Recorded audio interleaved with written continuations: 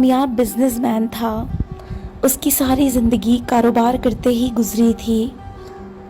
اس کے پاس کسی چیز کی کوئی کمی نہیں تھی. بڑا گھر، جائیداد اور ڈھیر سارا پیسہ. اس کی بیوی اس دنیا سے گزر چکی تھی اور اب اس کا صرف ایک ہی بیٹا تھا. بیوی کے دنیا سے چلے جانے کے بعد زلفی اپنے بیٹے کو وہ تربیت اور وہ وقت نہ دے سکا جو اسے دینا چاہیے تھا.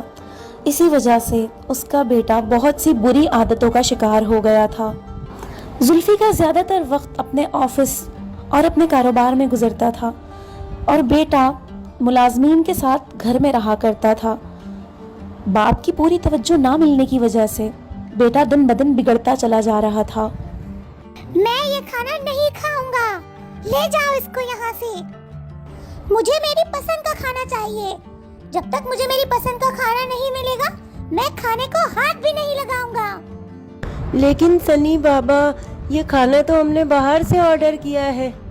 یہ کھانا تو آپ کی مرضی کا ہے. ارے سنیے سنی بابا، سنیے تو. سنی دن بدن ضدی ہوتا جا رہا تھا اور زلفی سنی کو دیکھ دیکھ کر مزید پریشان ہوتا جا رہا تھا کہ اگر اس کی عادتیں نہ سدھری تو کیا ہوگا. اسی پریشانی میں ایک دن زلفی سنی کے استاد کے پاس پہنچ گیا. شمیم صاحب بہت ہی سلجھے ہوئے اور پڑھے لکھے انسان تھے. وہ سنی کے اسکول کے پرنسپل بھی تھے اور ویسے بھی سنی سے بہت محبت کیا کرتے تھے. شمیم صاحب، آج بہت پریشانی میں آپ کے پاس آیا ہوں. آپ تو جانتے ہی ہیں کہ میں اپنے بزنس میں اتنا الجھا ہوا ہوں کہ ٹھیک سے سنی کو وقت ہی نہیں دے پاتا. میری اس مصروفیت کی وجہ سے سنی بگڑا چلا جا رہا ہے. اس کی عادتیں خراب ہو رہی ہیں اور مجھے ڈر ہے کہ اگر اس کی عادت تبدیل نہ ہوئی تو کہیں آگے جا کر یہ بات مزید نقصان نہ پہنچا دے. زلفی صاحب، مجھے آپ کی پریشانی کا اندازہ ہے. آپ بالکل ٹھیک کہہ رہے ہیں. بری عادتوں کو جتنا جلدی ختم کر دیا جائے بہتر ہے. آپ پریشان نہ ہوں، بس ایک کام کیجیے. سنی کو آپ میرے پاس لے آئیے اور ایک دن کے لیے اسے میرے پاس چھوڑ دیجیے. مجھے امید ہے کہ اس کی یہ عادتیں انشاءاللہ جلد ختم ہو جائیں گی. زلفی شمیم صاحب کی بات پر عمل کرتا ہے اور اگلے ہی دن سنی کو لے کر شمیم صاحب کے پاس پہنچ جاتا ہے اور کچھ وقت کے لیے اسے شمیم صاحب کے پاس ہی چھوڑ دیتا ہے. آؤ آؤ بیٹے سنی، کیسے ہو تم؟ بیٹا ایک کام کرتے ہیں، آج موسم بہت خوشگوار ہے. ہم ساتھ والے باغیچے میں سیر کے لیے چلتے ہیں. شمیم صاحب سنی کو اپنے ساتھ سیر کے لیے باغیچے لے آتے ہیں. موسم بہت خوشگوار تھا اور جگہ جگہ خوبصورت پھول لگے ہوئے تھے.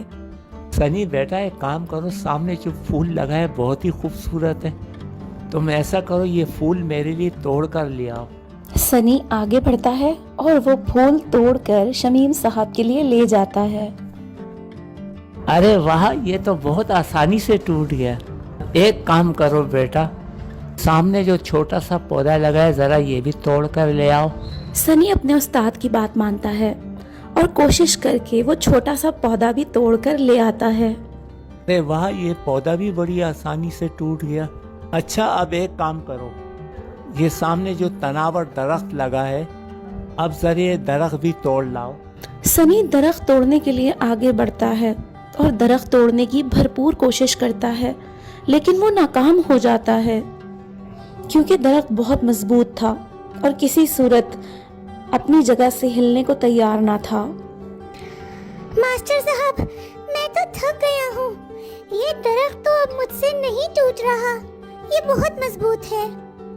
سنی دیکھا تم نے، وہ پھول اور وہ پودا، وہ دونوں کچے تھے اس لیے آسانی سے ٹوٹ گئے، لیکن وہ مضبوط تناور درخت اپنی جگہ پر وہ مضبوط ہو چکا تھا، اس لیے اسے اپنی جگہ سے ہلانا مشکل کام. یہی مثال ہے ہماری عادت کی بھی. ہم جتنی جلدی چاہیں اپنی بری عادتوں کو ختم کر لیں، یہی ہمارے لیے بہتر ہے. اگر ہماری عادتیں ایک بار مضبوط درخت کی طرح بن گئیں تو پھر انہیں اپنی جگہ سے ہلانا नामुमकिन है। बेटा मुझे उम्मीद है कि तुम मेरी बातों को समझ गए होंगे। सनी को अपने उस्ताद की सारी बात अच्छी तरह समझ आ गई थी और वो दिल ही दिल में अपनी बुरी आदतों पर शदीद शर्मिंदा हो रहा था। उसने अहद कर लिया था कि वो अपनी सारी बुरी आदतों को जल्द ही छोड़ देगा।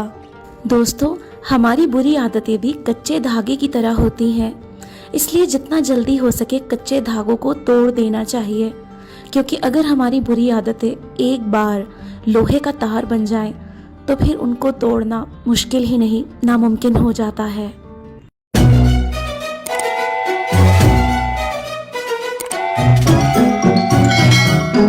Guys, please subscribe my YouTube channel linked in profile.